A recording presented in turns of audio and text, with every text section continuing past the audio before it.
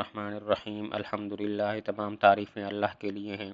واحد جو اکیلے ہیں، بجلال ذاتہ اپنی ذات کی بزرگی میں، و کمال صفاتی اور اپنے صفات کے کمال میں، المتقدس جو پاک ہیں، فی نعوت الجبروت رفعت کی صفات میں، عن شوائب النقص و سماتہ نقص کے ملاوٹوں سے اور اس کی علامات سے۔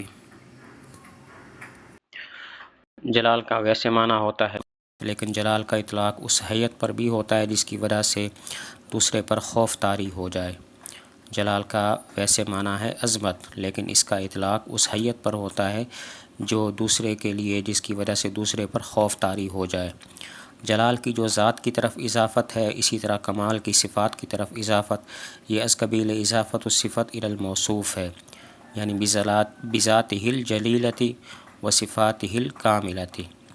جلال کی ذات کی طرف اور کمال کی صفات کی طرف اضافت الصفت الی الموصوف کی قبیل سے ہے، اور عبارت اس طرح بن جائے گی بذاتہ الجلیلۃ و صفاتہ الکاملۃ۔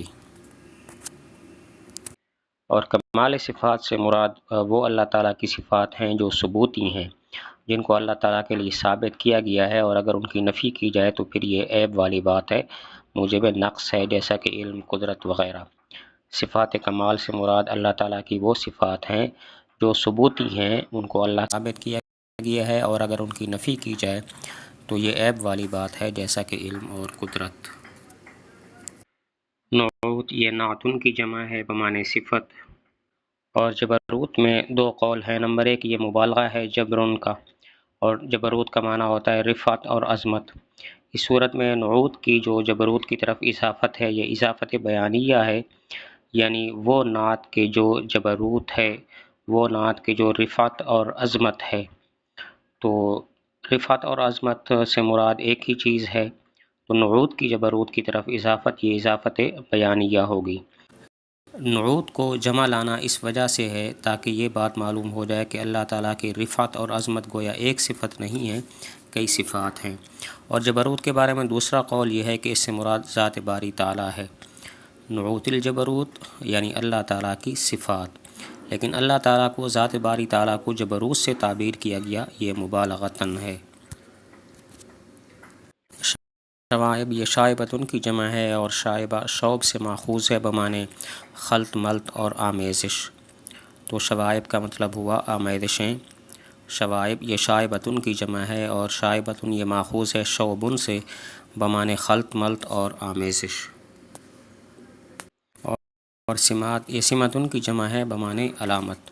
تو اب ترجمہ یہ ہو جائے گا کہ جو پاک ہیں نقص کی آمیزشوں سے اور نقص کی علامات سے۔ والصلاۃ علی نبیہ اور رحمت کاملہ تعالیٰ کے نبی محمد صلی اللہ علیہ وسلم پر، المؤید جن کی تائید کی گئی ہے، بساطع حججہ روشن حجتوں کے ساتھ، و واضح بیناتہ اور واضح دلائل کے ساتھ۔ حجج یہ حجتن کی جمع ہے، اور حجت کہتے ہیں الدلیل المثبت للحق، ایسی دلیل جو حق کو ثابت کرنے والی ہو۔ حجج یہ حجتن کی جمع ہے، اور حجت کہتے ہیں ایسی دلیل جو حق کو ثابت کرنے والی ہو۔ باقی یہاں پر ساطع کی حجج کی طرف جو اضافت ہے، اور اسی طرح واضح کی بینات کی طرف جو از قبیل اضافت الصفت الی الموصوف ہے، یعنی المؤید بحججہ الساطعۃ و بیناتہ الواضحۃ۔ باقی حجج اور بینات سے مراد معجزات ہیں۔ معجزات کے دو نام بتائے گئے، حجج اور بینات، اس لیے کہ ان میں خاصیت ہوتی ہے مد مقابل پر غلبہ کی، اور ان میں خاصیت ہوتی ہے ظہور کی۔ تو اس اعتبار سے کہ ان کے ذریعے خصم پر غلبہ ہوتا ہے، اس لیے معجزات کو حجج کہا گیا، اور اس اعتبار سے کہ یہ ظاہر ہوتے ہیں، ان کو بینات کہا گیا۔ حجج اور بینات سے مراد معجزات ہیں، لیکن ان کے دو نام رکھے گئے، حجج اور بینات، کیونکہ ان میں دو خاصیتیں ہوتی ہیں۔ نمبر ایک، ان کے ذریعے خصم پر مد مقابل پر غلبہ حاصل ہو جاتا ہے، اور نمبر دو، یہ ظاہر ہیں۔ تو تو اس اعتبار سے کہ ان کے ذریعے خصم پر غلبہ ہوتا ہے ان کو حجج کہا جاتا ہے، اور اس اعتبار سے کہ یہ معجزات ظاہر ہوتے ہیں ان کو بینات کہا گیا۔ وعلی آلہ، اور رحمت کاملہ ہو آپ کی آل پر، و اصحابہ، اور آپ کے صحابہ پر، ہدات طریق الحق، جو حق کے راستے کی رہنمائی کرنے والے ہیں، و حماتہ، اور اس کے محافظ ہیں۔ آل اصل میں اہل تھا، اور آل اصل میں جو تھا وہ آل اصل میں آلن تھا، دوسرے حمزہ کو باقاعدہ آمنہ الف کیا تو آل ہو گیا۔ باقی آل کا مصداق کیا ہے، چند قول ہیں۔ ایک یہ ہے کہ اس سے مراد ازواج مطہرات، ایک ہے کہ آپ کا خاندان، اور ایک ہے کہ ہر متقی مسلمان۔ اور اصحاب صحابی کی جمع ہے بمانے وہ شخص کہ جس نے حضور صلی اللہ علیہ وسلم سے بحالت ایمان ملاقات کی ہو اور بحالت ایمان ہوئی ہو۔ باقی ہدات یہ ہادن کی جمع ہے، اور ہادن کا معنی ہوتا ہے رہنمائی کرنے والا، اور حمات حامی کی جمع ہوتا ہے، اور یہ اس کا معنی ہوتا ہے محافظ۔ ہدات ہادی کی جمع ہے بمعنی رہنمائی کرنے والا، اور حمات حامی کی جمع ہے بمعنی محافظ۔ یہ ہدات اور حمات یہ دونوں صفات ہیں آل کی اور اصحاب کی۔